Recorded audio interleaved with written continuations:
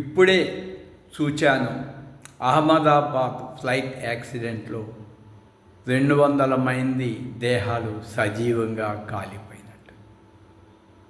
ఓ మానవులారా, మానవ జీవితం విలువ చాలా గొప్పది. మళ్ళా మళ్ళా రాదు ఈ మానవ జీవితం. దేహము నీవు కాదు కాదు కాదు. మరి దేహమే నీవైతే గాఢ నిద్రలో దేహమని చెప్పగలరా? చెప్పలేదు. మరి చనిపోతున్న శవాన్ని కాలుస్తుంటే ఆ శవం ఏడవాలి కదా, ఏడవదు. కాబట్టి మానవుడి మనసులో ఉన్న అరిషడ్వర్గము జయించుకోవటమే ప్రథమ కర్తవ్యము.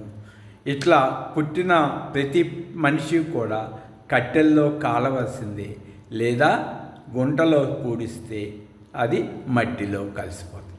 పంచభూతాల శరీరం పంచభూతాలుగా విడిపోతుంది.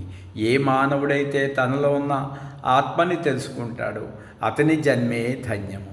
ఇప్పుడు I am richest man in the world.